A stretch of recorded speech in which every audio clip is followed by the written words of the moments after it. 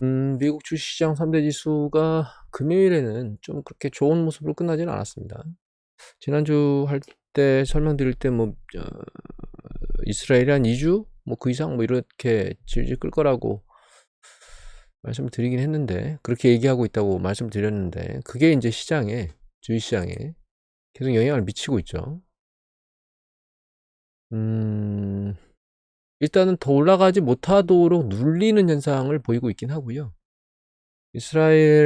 이란을 미국이 직접 폭격을 할지에 대해서는 아직까지는, 일단 마가 세력 쪽에서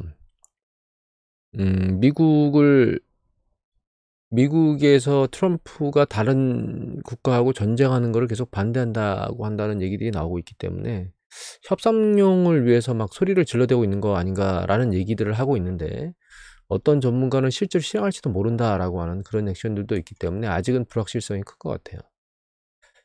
그리고 글로벌 주식시장을 전체적으로 다 놓고 보면 이제 이게 눈에 확연히 띄는 게 이게 우리나라 코스피 시장입니다. 약간 좀 이따 경제 지표를 보여드리겠지만, 경제 지표가 나아지고 있는, 이제 최악을 지난 거 아니야라는 생각이 드는 형태로 움직이고 있고, 그 다음에 이재명 정부가 들어오면서 허니문 시즌에 있고, 또 추경도 공격적으로 이루어지고 있기 때문에 그걸 모두 선반영하면서 밀고 올라간 상태입니다. 반영이 다 됐다고 봐야 되지 않을까 하는 생각이 듭니다. 허니문 시즌이 언제까지 갈지는 잘 모르겠는데, 강도로 봐선 좀 과하게 올라온 상태입니다, 제가 보기에는. 그 다음에 이제 약간 요게 상해 지수고요.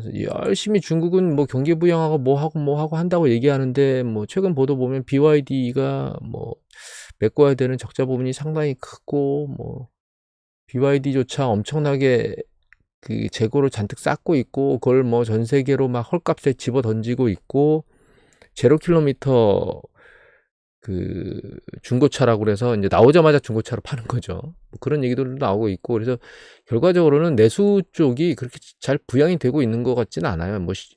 그 리테일 세일 쪽에 YOY로 보면 중국 쪽이 괜찮아지는 형태로 계속 트렌드는 나오는데, 다른 보도들은 그렇게 긍정적이지 않습니다. CPI나 PPI를 봐도 그런 것 같고.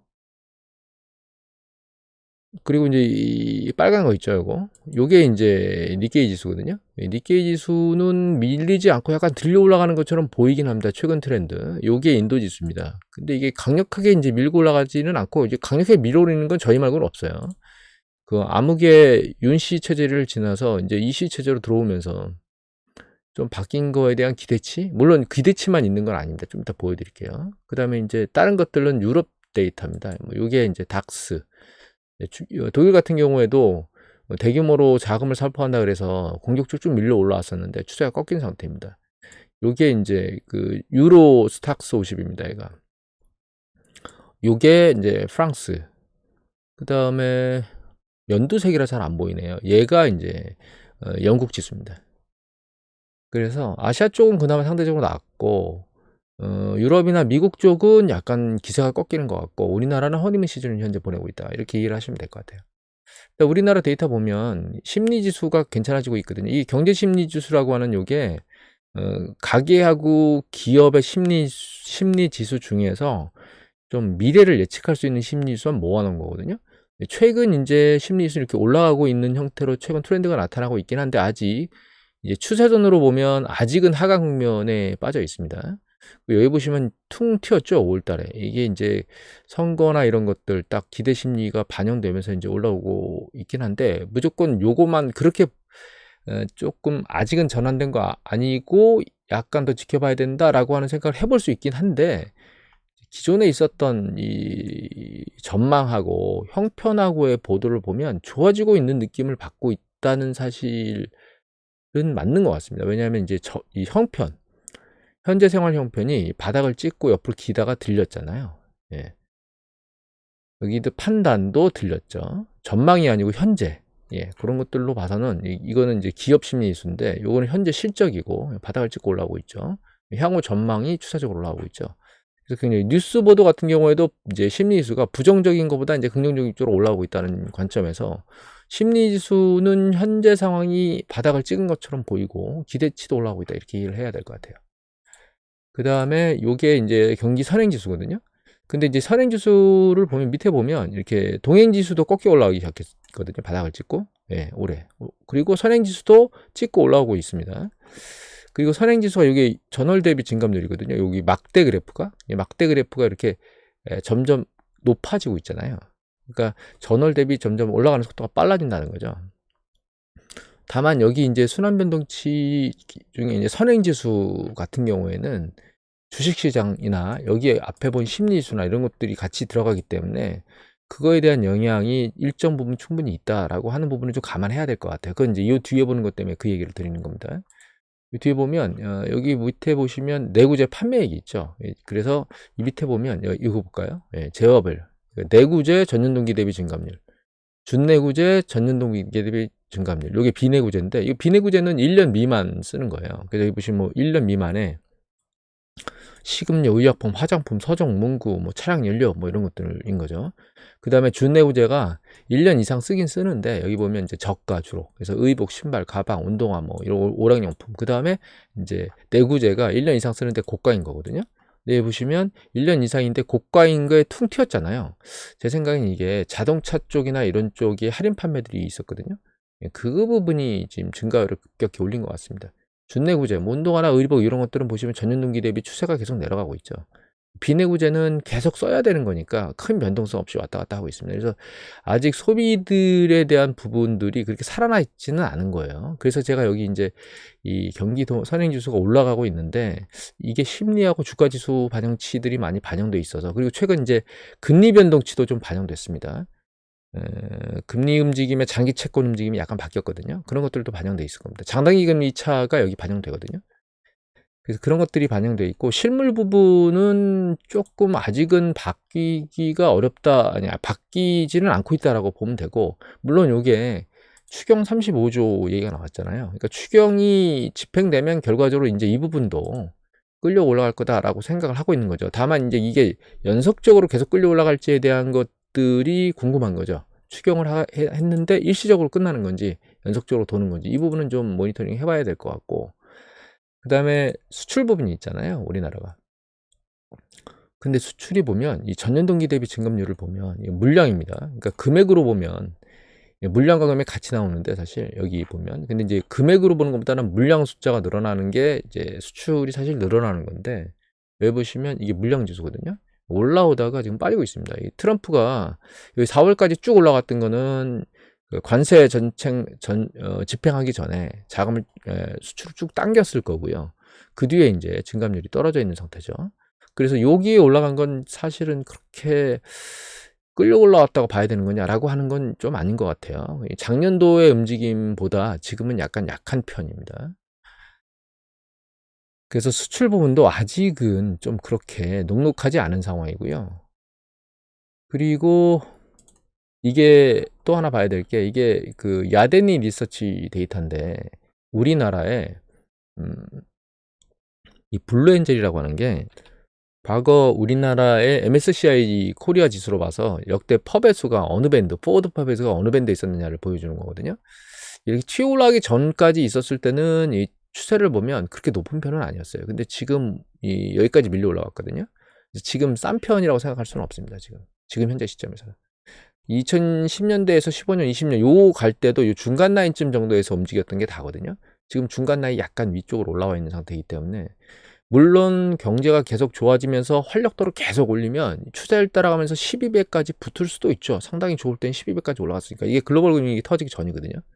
그 이후에 붙은 뭐 이거 같은 경우에는 이때는 뭐 그 코로나 때문에 급격하게 경기 수축이 발생하고 올라가기 때문에 이때는 EPS에 오류가 있는 거고, 이때는 장기적으로 쭉 내려가면서 이때도 역시 마찬가지로 기업이 쭉 감소하면서 일어난 거기 때문에 이런 케이스는 제외해야 되고, 일반적인 케이스 이 상황에서 여기까지 붙어 올라가려면 시간이 좀 걸릴 수밖에 없는 상황입니다. 그리고 우리나라 경제가 쭉 좋아지려면 미국 경제 상당히 중요하잖아요. 좀 전에 중국 얘기를 드렸지만 중국이 내수 진작이 제대로 되는 거냐, 이런 부분에 대해서는 개인적으로 좀 물음표입니다, 사실. 그 다음에 유럽 같은 경우는 지금 ECB가 굉장히 빠른 속도로 금리를 가장 빠른 속도로 내렸거든요.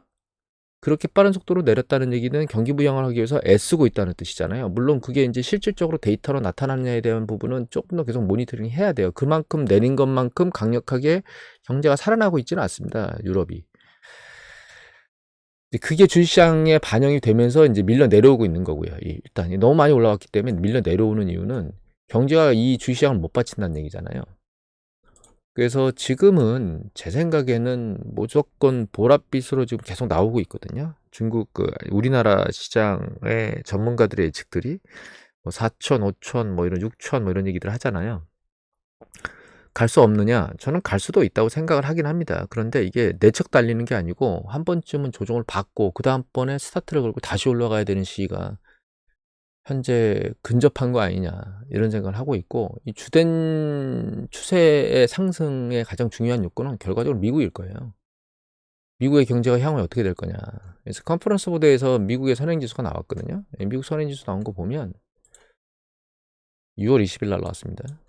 보면 여기 다른 거 무시하고 요 밑에 요걸 보여드릴게요. 이거 얘 보시면 요게 여기 있는 빨간 라인이 이게 뭐 의미하는 거냐면 리세션 시그널을 의미하는 거거든요. 그래서 이 밑으로 이렇게 치고 내려오면 시차를 두고 리세션이 발생했거나 리세션 안에 들어와 있거나 이런 형태예요. 지금 최근 보시면 위로 올라갔다가 다시 치고 밑으로 내려온 상태입니다. 미국 경제가 지금 불안정한 상황이라는 거죠. 이 불안정한 상황인데 물론 얘가 내려왔다 다시 올라갈 수도 있겠죠. 그러니까 이 내려왔다 올라갈 거라고 생각하고 베팅을 계속 해도 그게 꼭 나쁘다라고 얘기를 할 수는 없지만, 일단 너무 좀 올라왔고 우리나라 주가지수 가치 배수가, 그다음에 미국 경제가 약간 불안정한 상황에서 불확실한 관세 협약이나 이런 것들은 사실 지금 잘 이루어지지 않고 있죠. 뭐 요번에 G7 정상회의에서 뭘 할 것 같더만 사실은 아무것도 안 하고 휙 도망갔다고 하긴 그렇고 이란 때문에 휙 날아가 버렸잖아요. 그래서 관세 협상이 사실은 7월 달 끝나기 전까지 협상이 제대로 되는 국가가 좀 있을까라는 하는 주요 국가들, 중국이나, 일단 뭐 중국은 협상을 했다고는 하지만 별반 나온 게 없잖아요, 사실은. 히토류 계속 얘기하는데 히토류가 문제가 아니고요. 히토류로 들어가서 만들어지는 자석이 있거든요. 그 자석이 각종 전자기기나 뭐 방산업체들한테 들어가는데 그 자석을 만드는 게 중국이 절대적이거든요. 그걸 잘 안 풀어주고 있고, 그렇다고 이제 미국에서 중국 쪽에 관세를 뭐 대규모로 풀어준 것도 없고, 나온 게 유학생 얘기 나왔죠. 중국 유학생. 근데 협상이 이루어진 게 아닙니다, 사실은. 그리고 일본 같은 경우에도 협상이 잘 안 되고 있고, 우리나라도 이제 국방 뭐 5%막 얘기를 하고 있는데 우리도 이제 협상 들어가야 되죠. 이 7월 달까지 될까라는 생각을 합니다, 개인적으로. 안 될 거라는 생각을 하고 있거든요, 저는.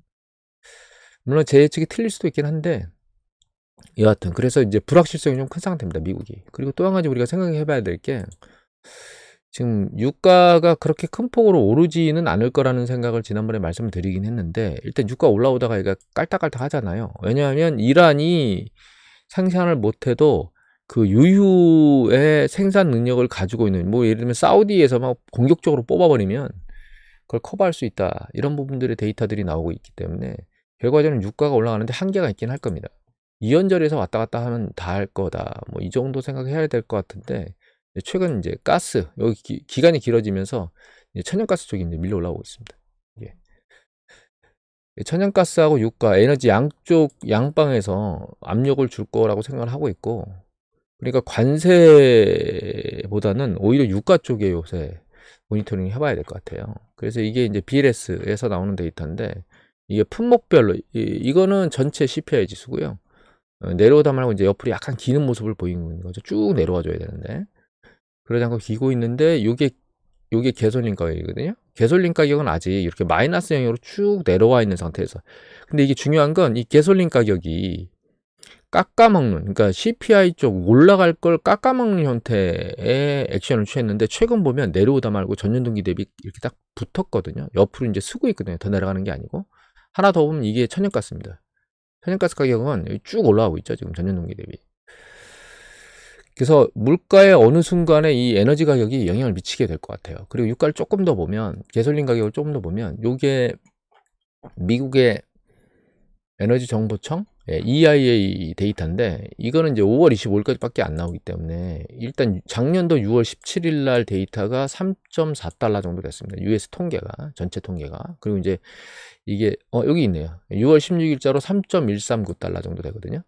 여기서 이렇게 해서 여기서 보면 3.147이던 게 좀 큰 변화가 없는 것 같긴 하지만 최근 트렌드를 보면 이제 계속 이 유가가 여기 올라오고 있잖아요, 얘가.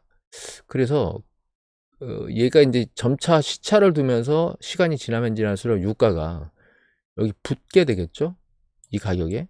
그러면 전년 동기 대비 증감률로 마이너스를 보이던 유가가 일로 붙을 거예요. 그러면 다른 올라가는 걸 얘가 잡아줬는데 얘가 못 잡아주는 행위를 하겠죠. 거기다 천연가스 가격까지 올라가 버리면 에너지 쪽에서 인플레이션이 그나마 올라가던 걸 잡던 걸 이 에너지 쪽에서 그걸 못 잡고 오히려 위로 올라가도록 도와주는 형상이 되는 거 아닌가라는 생각을 좀 개인적으로 하게 됩니다. 그래서 지금은 관세에 대한 부분은 협상이 안 되고 7월 8일 날 그럼 어떻게 되겠느냐, 또 유예하겠죠. 협상 제대로 안 되면 또 유예할 겁니다, 제가 보기에는. 그래서 현재 상태를 계속 유지하면서 가겠죠. 그런데 에너지 쪽에서 약간 인플레이션 쪽을 자극할 수도 있겠다라는 생각을 하고 있습니다. 그리고 이건 연합인포맥스의 김성진 기자께서 5월 29일 날 올린 스태그 위험이 우려가 커졌다, 뭐 5월 FOMC 뭐 이런 얘기를 하잖아요. 이 얘기는 요거 보면서 잠깐 할까요? 이거 요번 6월 달에 FOMC 회의한 것 중에 프로젝션 머티리얼즈 데이터거든요. 그러니까 이제 연준 이사들이 어떻게 예측하는가에 대한 건데, 이게 GDP 성장률에 대해서는 3월 달에는 1.7% 2025년도에 예측했는데 1.4로 0.3포인트 낮췄죠. 실업률은 3월 달에 이제 4.4 정도 2025년 예상한다고 했는데 4.5로 0.5% 올라갔습니다. 실업률은 올라갔죠. 성장률은 떨어지고. 네, 물가는 2.7 예상인데 3.0으로 올렸어. 그러니까 물가는 올라가는 쪽이고 실업률은, 성장률은 떨어지고 실업률은 올라가는 쪽이잖아요. 더 위로 올라가도록 예측을 했잖아요. 그러니까 스태그플레이션에 말을 할 수는 없는데 좋지 않은 형태로 움직인다, 이런 것들을 이제 기사를 이런 형태로 썼다, 이렇게 이해를 하시면 될 것 같아요. 그리고 여기 보면 이제 연준의 기준금리는 똑같이 3월이나 지금이나 동일하게 본다고, 여기 숫자가 똑같기 때문에 그렇게 오해를 할 수 있는데, 요거는 좀 더 내려가 보면 점도표를 보면 점도표가 이렇게 나오거든요. 요게 요번 점도표고요. 얘가 이 3월달 점도표입니다. 여기 보시면 이게 최종이잖아요. 2025년도 이렇게 움직일 거라고 3월달에 예측을 했는데 기준금리가, 요게 6월달 요번 겁니다. 잘 보시면 요 점도표가 현재 변화가 없을 거라는 거예요. 4.25에서 4.5 사이에 있을 거라는 거거든요. 근데 3월 달에는 변동이 없을 거라고 예측한 사람이 4명이었어요. 그러니까 금리를 안 내릴 거라고 예측한 사람이 2025년도에. 그런데 6월 달에는 이 숫자가 7명으로 늘었습니다. 그러니까 2025년도에 아예 금리를 안 내릴 거다라고 예측하는 사람이.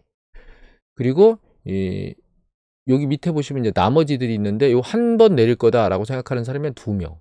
근데 이전에는 한 번 내릴 거라는 사람이 4명. 그 다음에 2번 내릴 거라고 생각하는 사람이 총 9명이었는데, 지금은 2번 내릴 거라고 생각하는 사람이 9명에서 8명으로 줄었습니다. 1명. 최종치는 똑같아요. 그러니까 이제 정리해 보면 안 움직일 거다라고 하는 사람의 숫자가 늘었고요. 3명. 3명이 늘었고, 2번 내릴 거다라고 생각하는 사람이 1명 줄었고, 한 번 내릴 거라고 생각하는 사람이 2명이 줄었어요. 전반적으로 보면 그냥 뉘앙스는 이 통계치는 3.9로 똑같이 평균치가 나오지만, 이 전체적인 연준 이사들의 뉘앙스는 금리를 좀 안 내린 쪽으로 움직였다, 이렇게 이해를 하시면 될 것 같아요. 그래서 숫자상으로는 동일하게 나오지만 여기 3.9, 3.9 세부적으로 점도표를 들여다보면 약간 매파적으로 바뀌었다, 이렇게 이해를 하시면 될 것 같습니다. 그리고 다른 데이터 조금 보면 이게 이제 베타피 어드바이저 퍼스펙티브에 나오는 데이터인데요. 이건 데이터 다 들여다보진 않고 뭘 보려고 이걸 보냐면, 요게 여기 밑에 요걸 먼저 볼까요? 이 미국의 하우징 스타트, 그러니까 착공입니다. 착공 수가 점점 줄고 있습니다. 주택 착공, 이게 허가거든요. 허가가 추세적으로 계속 내려가고 있습니다, 지금. 그러니까 주택 시장이 안 좋아지고 있는데, 여기 보면 요게 이제 주택 가격 지수거든요. 근데 이거는 그 실질 가격 지수예요. 그래서 이건 들어가서 봐야 되는데, 들어가서 보면 이렇게 진로우에서 데이터 산출하는 것 중에 이게 명목 가격입니다. 명목 가격이 최근 3번인가 연속 내렸다고, 아까 위에 보면 여기 그냥 하이스트라고 돼 있네요.